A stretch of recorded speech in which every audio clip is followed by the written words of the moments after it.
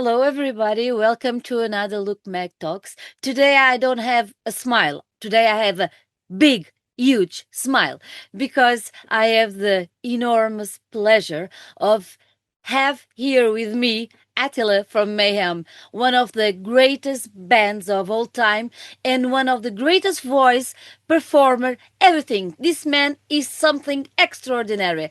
Attila, thank you so much for being here. It's a huge, huge pleasure to say welcome to our talks to you. Thank you. Thank you very much. Thank you for your words. Really appreciate that. And it's a pleasure to be on your show. You are here because two motives. First of all, because I love you. Okay, I just said it. But then Mayhem will be releasing a new album and you are coming to Portugal next month of February. I would like to ask you, the album will be released soon, very soon, and it calls Liturgy of Death. And I would like to ask you, how would you describe all the process, the creativity process regarding to making this album? Was it very different from the previous work of Mayhem or not?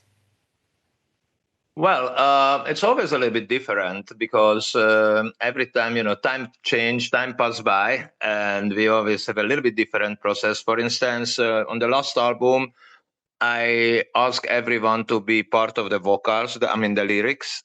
And on this one, it's just me, myself, who wrote the lyrics, just like before on the other albums. So that's a difference. And similarities took some time again, like before. I think at least the creating process took 3 years. Of course, not constantly, we've been touring, doing stuff, but still more or less 3 years ago, we already sent each other some files and sketches, or that's when I came up with the idea that this album should be the main topic and the theme should be death itself. And I shared this with the two creative wings of Mayhem too, like Morten and Charles, Telok and Gol. And we started to send each other files. By the way, the process is shortly like that. Today we don't need to rehearse that much because we are touring a lot. And it's not for instance, when we did my first record, Anno Domini with Tormentor, that was we've been rehearsing every day for a year. 3 times at least a week, for a year. But that was still a lot of intense rehearsals. But now, we have a lot more experience. We've been on the road for crazy, almost 4 decades, or actually more than 4 decades. That's insane. And also, technology changed. So now basically you could have a mini studio almost on your phone. So that's a huge difference. So of course we all have our little home studio recording possibility mostly for demos, So we just record at home some ideas, send each other, we live in different countries anyway. So this is how it worked. And it took some time, it's normally takes some time. We don't just come up with a random album, we always want to make it heavy and deep and it has to have a meaning. So yeah, it took 3 years, and the very last most intense process was the most intense part probably from last spring till autumn, that 4 months, 5 months when we really pushed it, and then we really finalized everything and moved to the studio and finished the recording by September, Yeah, by September. We had the lucky to see you in Vagos Metal Fest during, I think it was August, in the first one of the first weekends, and it was absolutely amazing. One of the songs, it's a marvelous, like every songs that you wrote. It calls Ephemeral Eternity, and you already spoke about Morten because Morten did the the music for this specific.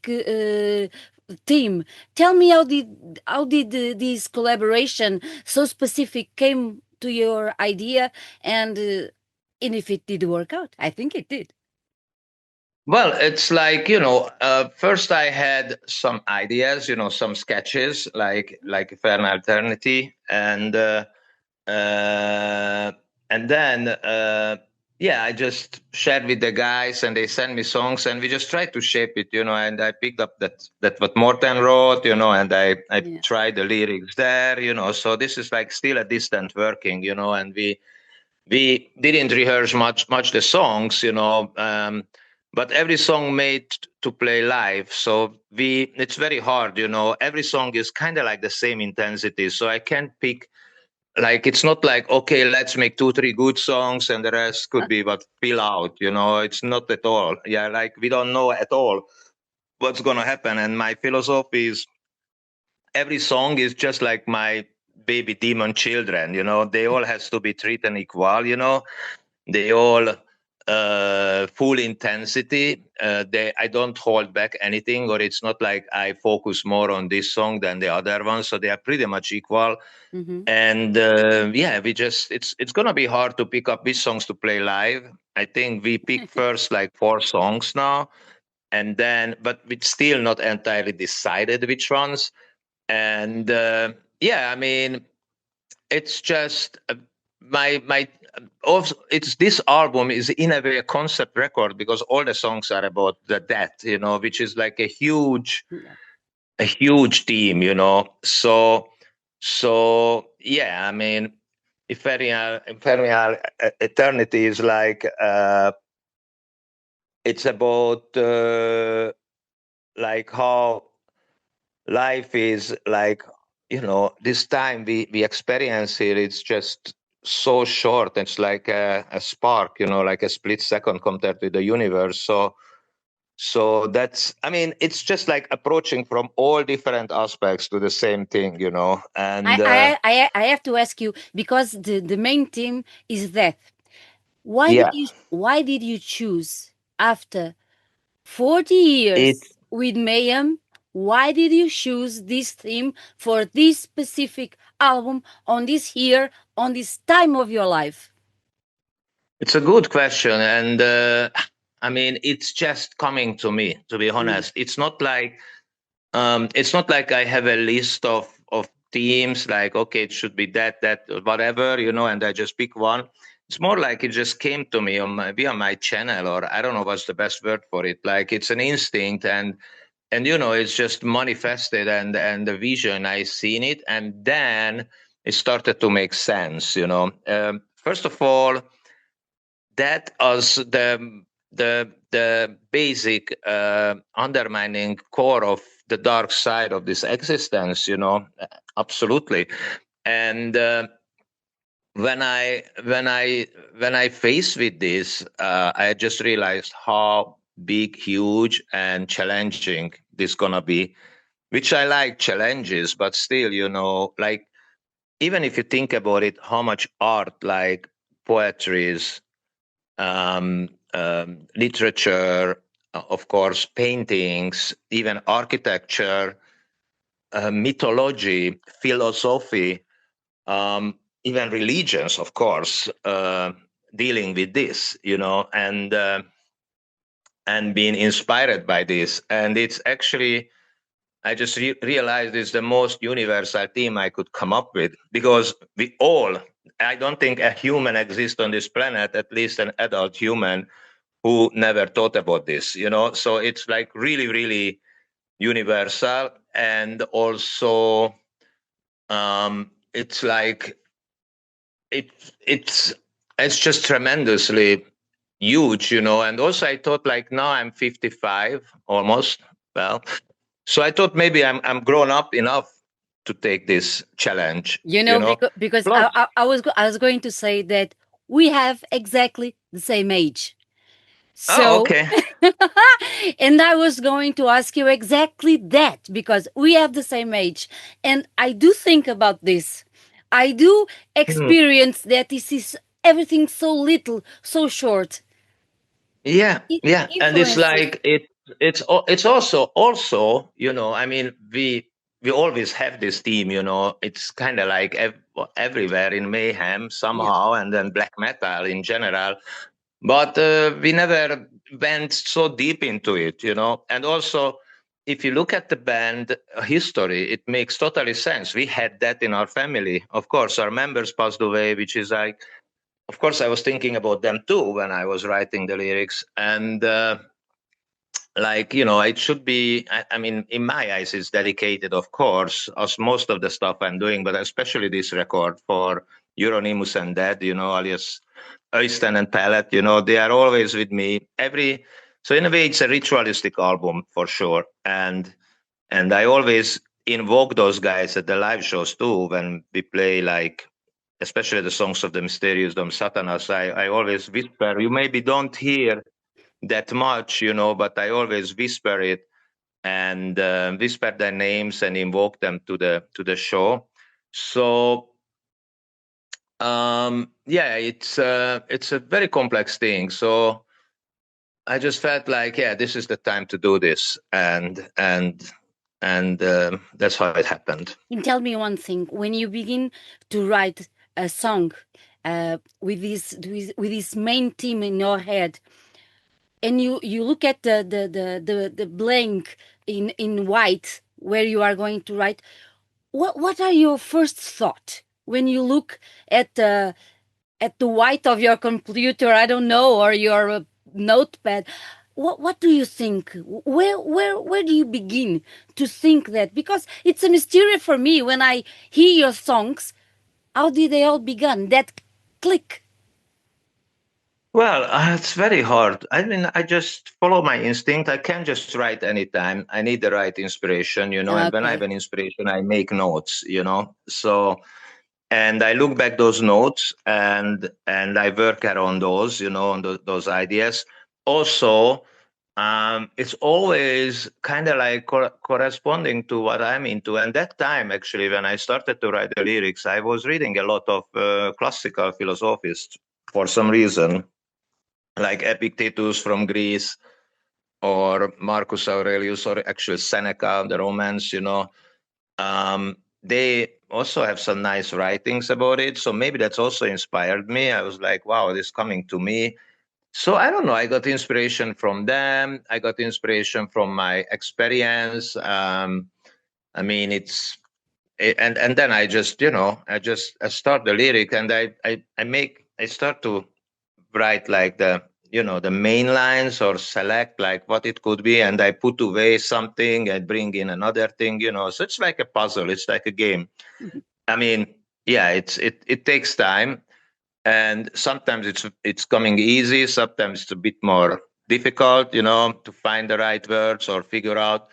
So yeah, it's I don't know. And it's also, of course, when I have the song, I have to shape everything to the music, and so it's just a preparation first. So that's actually even a bigger work when we agree on the song. I send the lyrics, they send me the music, we go back and forth, and that's, yeah, it's just like a kind of like a puzzle, put it together, You have one. So, your voice is very peculiar. It's a magnificent voice. When did you find out that you had this fantastic instrument in your throat?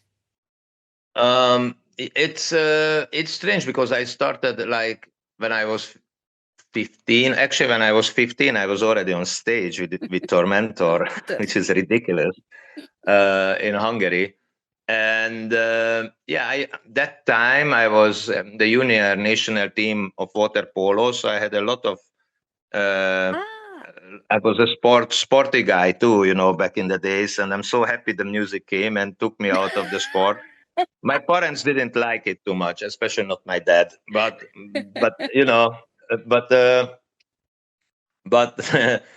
I just realized first I was just going full on, and then in the early 90s, even before Mayhem, kind of like after Tormentor, I attended the first time an opera teacher just to see what they do and how is of course I didn't know that I was, even didn't say metal, not black metal, I just said I was interested. And that was the first one, called Maria Sendrö, was an old lady, pretty interesting. Like, she was like a real prima donna from the Hungarian opera. You could see her costumes in the room, like an artist lady, kind of noble, very, very fantastic. So she told me first about the breathing techniques. And it was like, she said, I don't want to hear your voice. we start with the breathing. So for the first month or something, I was only doing breathing exercises. She was like controlling my air, if it was, good enough or it was steady enough, And then she said, okay, now you can make a sound, So it was very interesting. I didn't know about that before. There was no internet, no books in the bookstore, like how to sing, nothing, it was the only way. And I'm so happy that I did that step actually. Then today in the YouTube or anywhere, you can find a lot of good teachers or, basically all the good teachers talking about the same techniques, but it's a different approach. Also, I had later another teacher when I was playing in the Jesus Christ Superstar, and I was Caiaphas, the one who is sentenced Jesus to death, of course, the dark character. And we had then another opera vocal coach, and I attended to her too, and she said basically the same thing from a little bit different way, but it was just basically the same stuff. And even I had another two teachers just for these two. First was the main, then I just checked them for briefly, like what's going on, like checking them. But everybody is like saying the same thing, a little bit different way, of course. And it's a lot of details, by the way. It's not just the vocab, it's not just the breathing, but how to release your throat and how to open this little holes in your skull. Yeah. Sometimes when I hold a skull, on the shows and before the shows or after the shows, I'm just looking at it like, that's the hole here inside. That's the resonance makes there, like it's interesting. So basically, our body is an instrument, and actually, breathing is like ancient. It's like yoga. If you know anything about yoga, you will understand that's all about breathings. Even the traditional martial arts like wushu or tai chi, like from China, or I guess, I don't know, I learned those, but I guess karate or everything like those, breathing is, or in any sport, controlled breathing is very important and very healthy. So this is how I experienced. And then, of course, after the first opera teacher I had, Maria, then I started to experience with the voice. This is how I came up with this different voice on the Mysterious, actually, the first Mayhem record. I kind of like, it was kind of like an earlier stage, but that's how I experienced myself after, to use my voice in a different way. And that's how it shaped out. Yeah. And it's like, 40 years now of constant playing. So I actually practice almost every day. I think it's to maintain the voice. It's like my body is the instrument. I really have to care. So I do some exercises. For instance, I think plank is not bad, when you hold yourself because of the core muscles, what you use. Especially for intense vocals, intense breathing, it's good to have that so you don't get bubbles in your mind, when you don't do a long scream and stuff, stuff like that. So yeah, it's a long path, it's a little bit like yoga or traditional martial arts or yeah, like Tai Chi. You just practice the rest of your life, it's like that.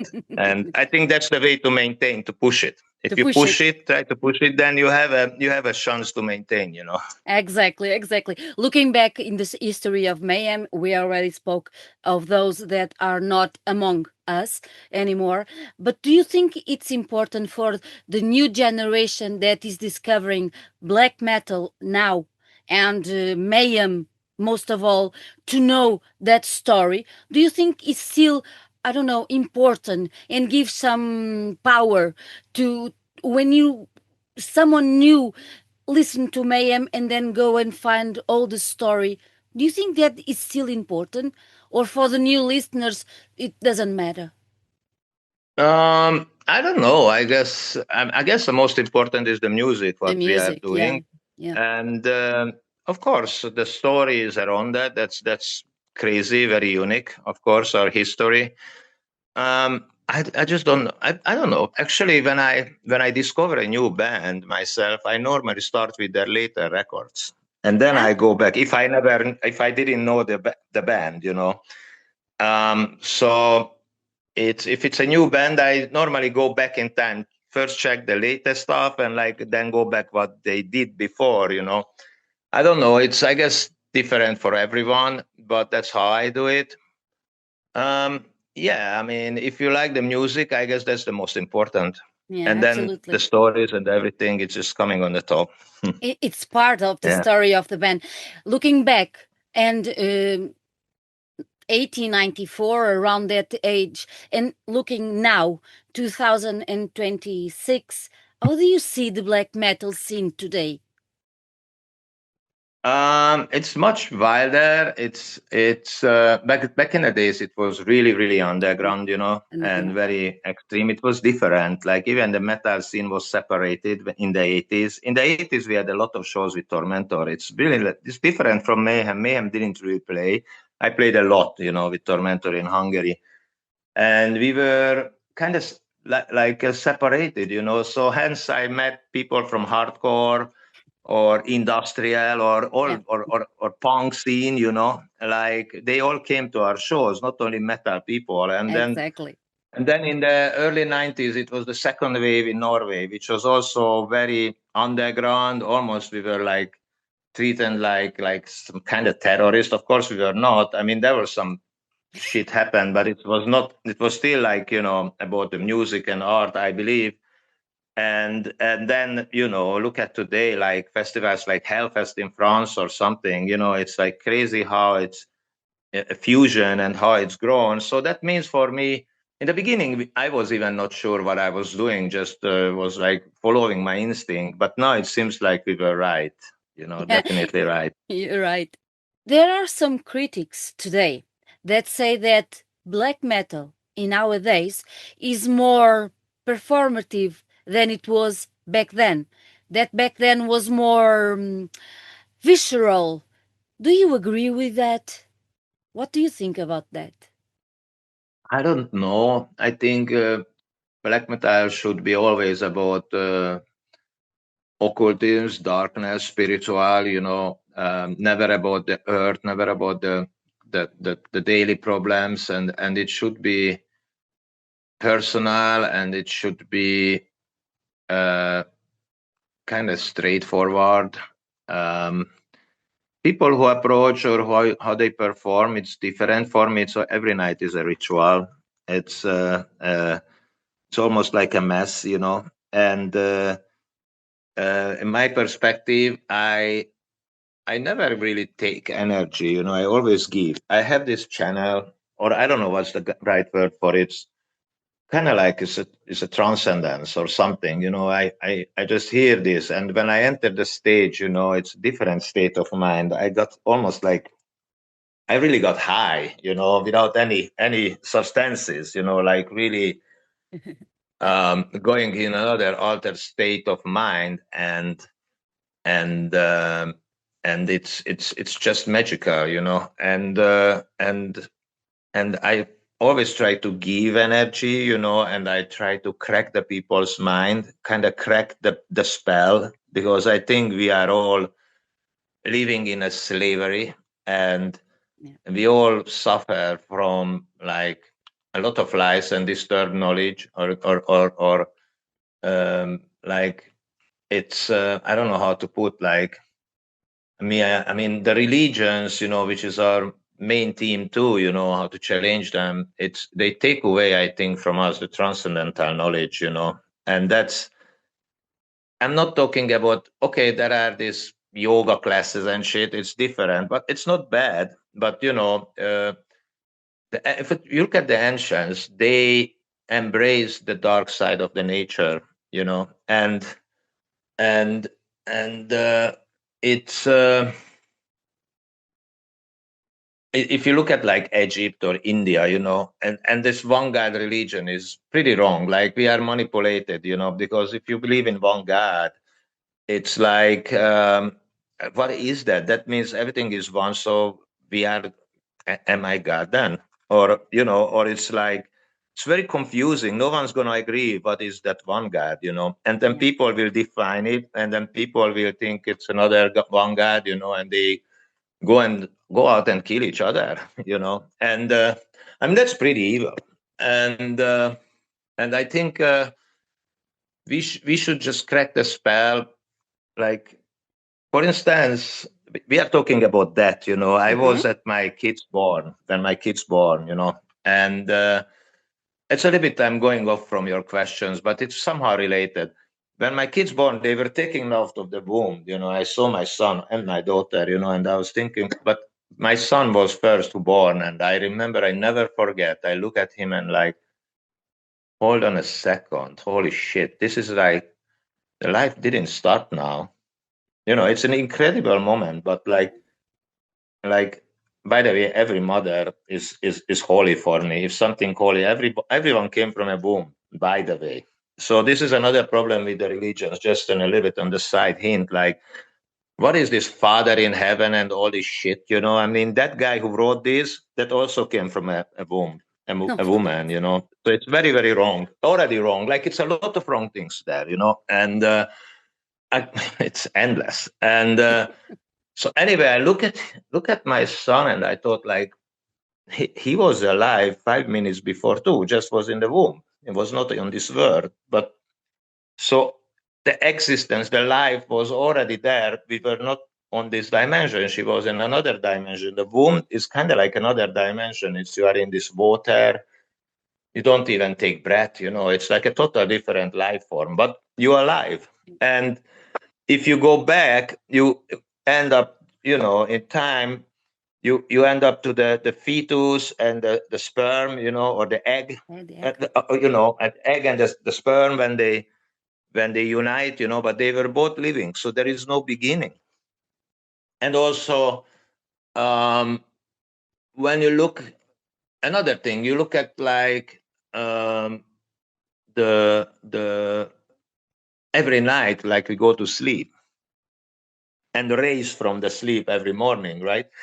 It's also very strange. Like, if you think about it, you came from another planet, or you would be an alien who live a different life form, that would be, look very strange, that when the sun goes down, everybody falls down. And I mean, kind of like that how it works. But almost every creature has to go to sleep, you know, not even just human, but let's say humans, they always have to go to sleep and then wake up. What is that? And how can you define the moment when you go to sleep and come back, you know, from the sleep? And then when you wake up, and then when you die also, or when we die, or what I can see, it's like, it's very hard to tell what is it, because it's basically just a system collapse.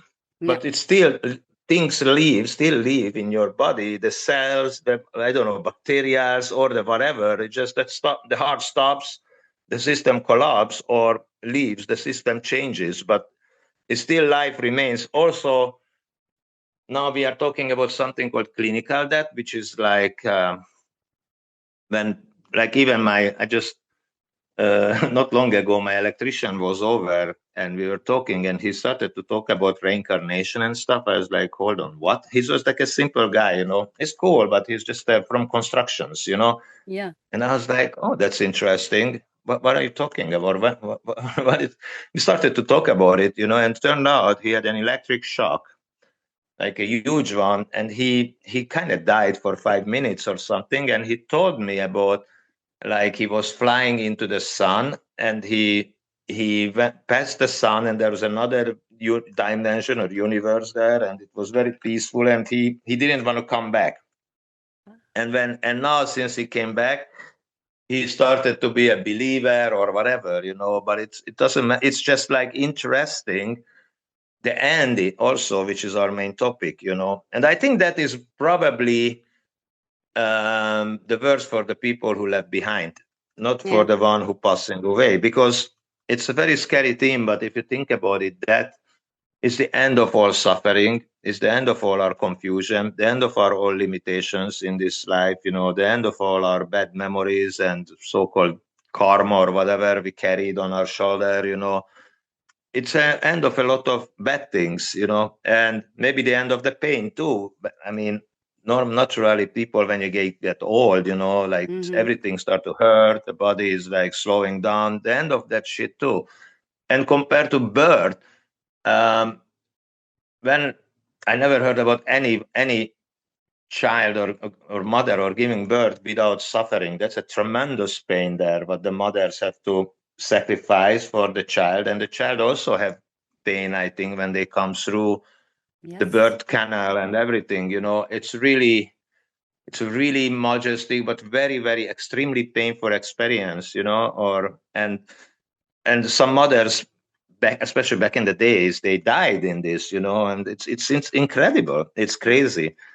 So it's every time very painful. But look at that. Sometimes you just fall to sleep and don't wake up.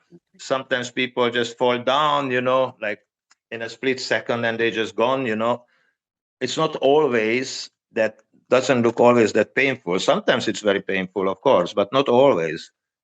So all this is, I think, to me, somehow black metal is about this too. It's a deep philosophy.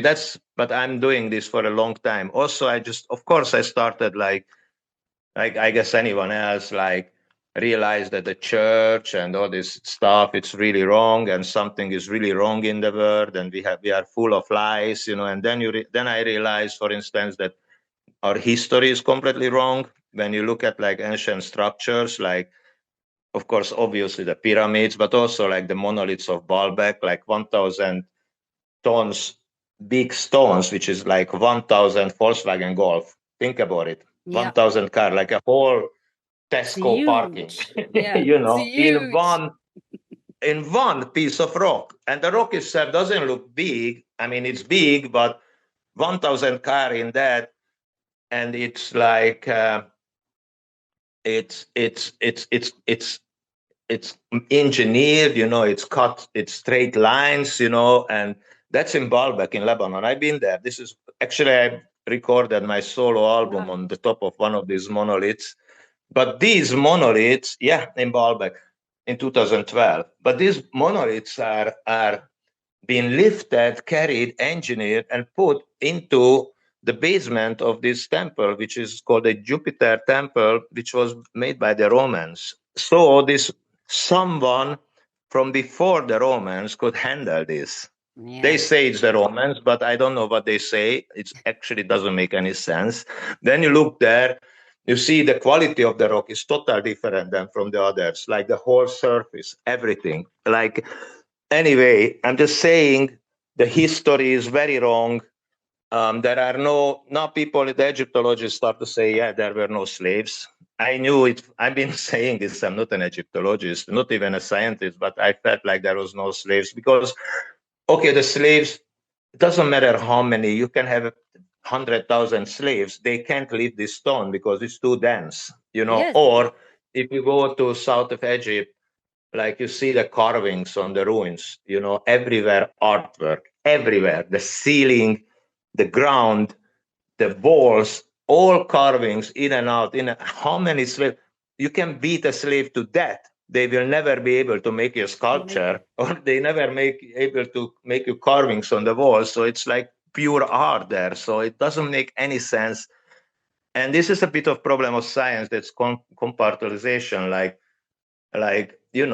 historians don't know engineering. Engineers don't know history, or they don't care, and it's like everything.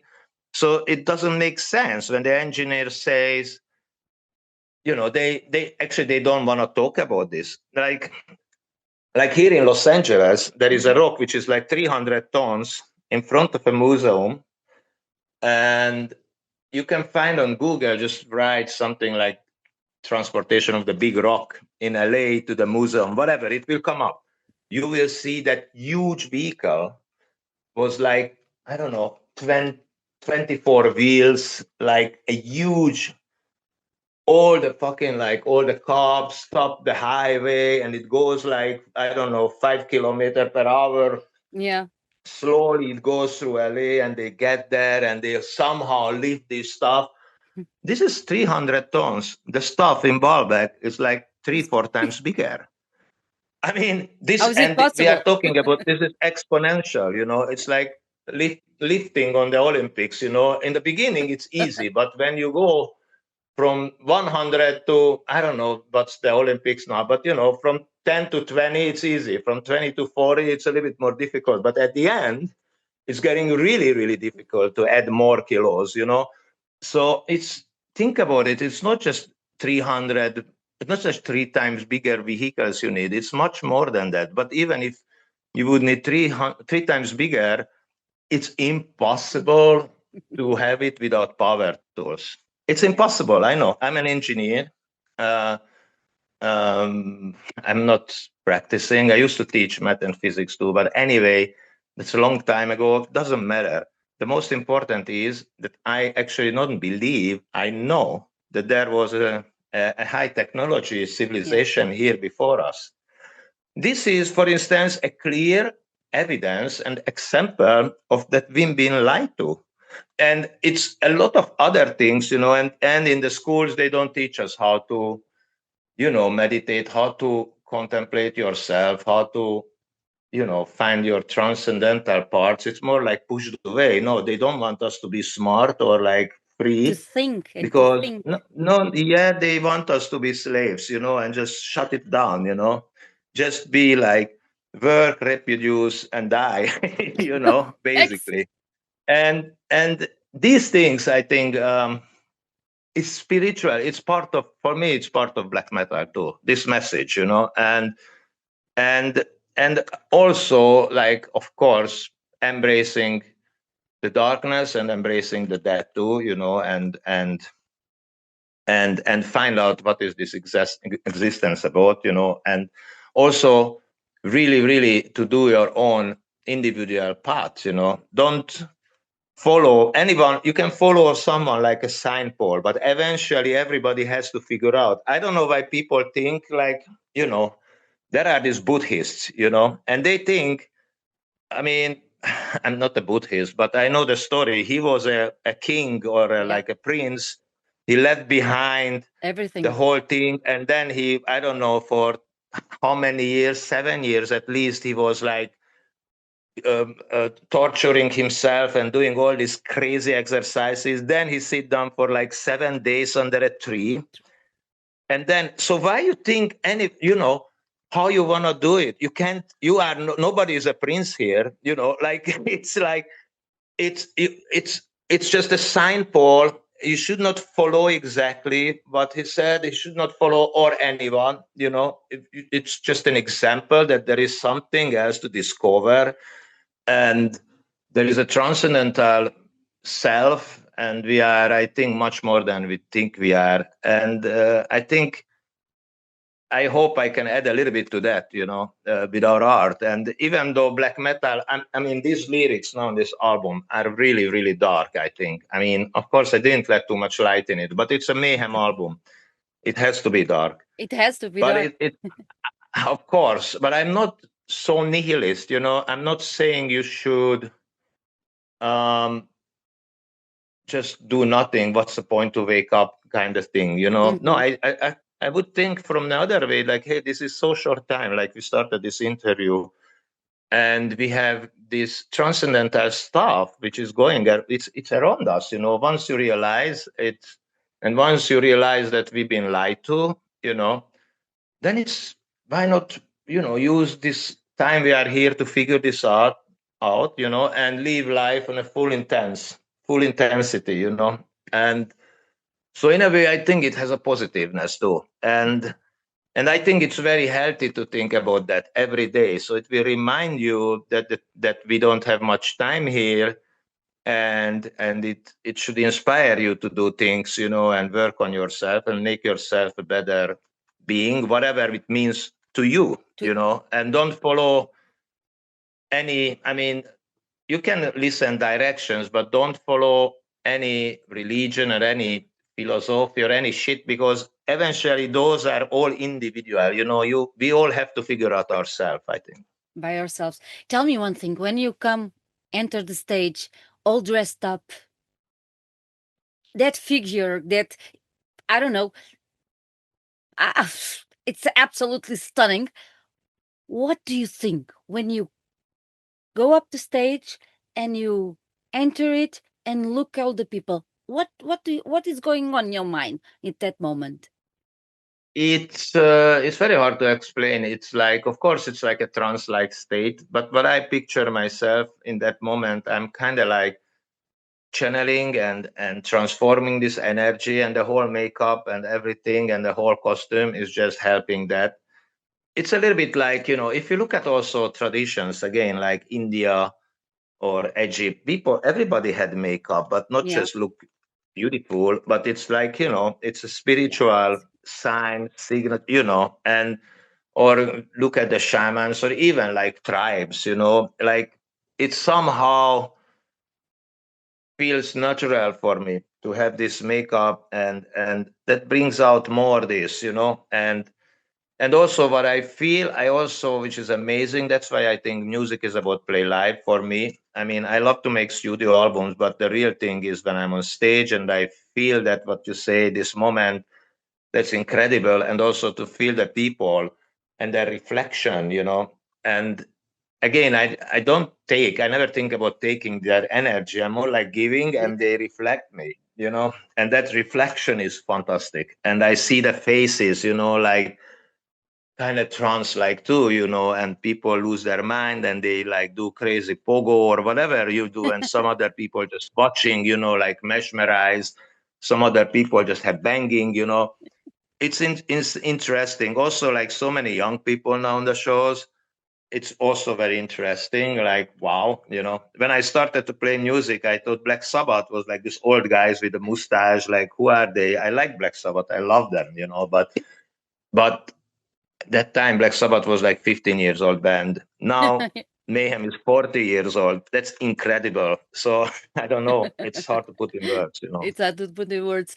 Tell me one thing. What do you expect the listeners, the fans, when they hear this album so dense, so intense? What do you have any expectations regarding what the fans are going to feel, or you never think about that? Um, I hope they feel a lifting energy and the feeling there that they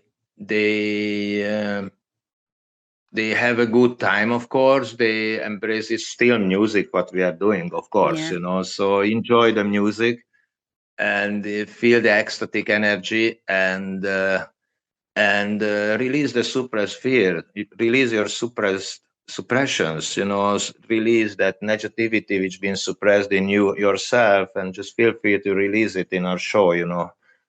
um I don't know, it's not that much I'm thinking about that, actually, especially not when I'm on stage. I'm Yeah. just going with whatever it takes. We And are. it's no, I Mm, never have it's for me no categories. It's not like, this festival is more important mm, than the other festival or this show. And also, you never know. Sometimes we play in a small venue, especially back in the days. We had like a small, like, I was looking like, okay, this is the stage. Where's going to be the drums? Elhamner brick drum kit. Where are we going to put it? And that small club show, many times it turns out to be one of the best, like so intense, so close contact to the people, and it's crazy and it's full, and like, and maybe some other festivals, like we played, for instance, I don't know, Weekend, or I don't know, like 15 years ago, and we were in the afternoon, like 7 p.m. We still light, and it was great. Some people really liked it. It was good to see the big crowd, but some people were just hanging.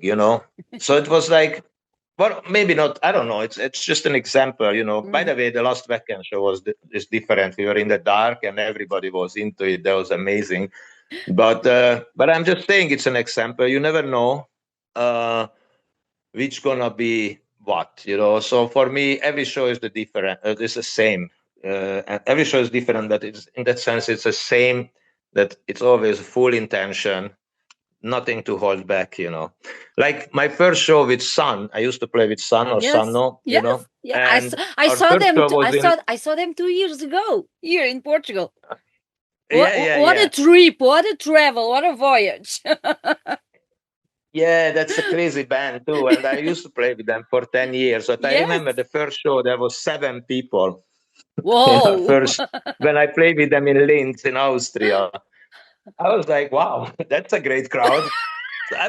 And I just did the same, makeup full on. I thought it was a great tryout, and look at later, a few years later, we had like 1,000 people, or something, so it's like, you never know. Yeah, it's for me, it's just my experience that every show is the same important. And yeah, it's always, I try to do my best, and of course it depends on the conditions. Like sometimes it's better, sometimes it's maybe a little bit less strong. It depends also on our mood, how tired we are, how it's not depends only on myself. We are a band. Maybe someone feels sick, or something, or less or more tired. But sometimes, but in the whole philosophy in the band, that we always try to give the maximum, not just me, everybody. That's something I push for, and I like that too in the philosophy of the band. Before we go, I would like to make you a last question. We are in the beginning of a new year. Do you have any hopes or expectations regarding this year concerning you and concerning the band? Yeah, I mean, I hope this album will work fine, work good, when it comes out on the 6th. I think it's the 6th of February, the release date. So I hope it's gonna be a new chapter for us again. And also, I'm looking forward now. I'm a little bit released from Mayhem, so I have new projects, like one with Igor Cavalera. We do an experimental stuff together. He's amazing. He's not just a very good and greatest drummer, one of the greatest drummers, and one of my heroes from back in the days. In a way, we all influenced each other. He also had a Tormentor tape before I was in Mayhem. He told me, like, what the hell, Yeah. So it's like it's a great coincidence, and we just do something together. But he is very good at modular synths too. So we do something experimental music, dark, very ritualistic, totally on the same page. And there is another thing I'm working on. We'll see how it will go. I still love the band called Frontline Assembly, which is like industrial, coming from the industrial like 80s. They started together with Skinny Puppy, and like I used to love those bands. And now with Reese, we maybe do something together with one of the founding members, and that's also crazy. Like, I met him in a festival in Czech, and we started to talk after. And I talked to him like, hey, by the way, I saw your first show here in Prague, like in 90, maybe in 1990, 91, at the Caustic Grip tour. And he was like, we were already talking for a while now, and then he said, hold on a second, you don't want to tell me you are one of those crazy Hungarians I talked to after the show? I was like, it's me. Wow. It was me. And he was like, what? I was like, what? You remember? This is like 30 plus years ago. And he remembered. So then we started to talk, and, now we came up like we should do something, So these things are also exciting for me for the next year. Wow. It's good. And so yeah, I'm going to play music. And also with Tormentor, we are playing, which is amazing. The same lineup from 87. Can you imagine that? No. It's very few bands who have the same lineup, Yeah. So that's also very unique. And I do my solo stuff. I do the Nosferatu, the soundtrack for the silent movie. Yeah. So it's a lot of stuff. So artistically, I'm very positive and looking forward, and I hope, the world will still spin around. Or if it stops, that's also okay, whatever. Attila, I'm sorry. I think I really need to go now. It was absolutely wonderful. Thank you so much. And I see you in Lisbon. I see you in Lisbon. Yes. See you in Lisbon. Thank you. Thank you. Bye-bye. And salute to all the fans from Portugal, of course. Bye. You guys great. Bye. Bye.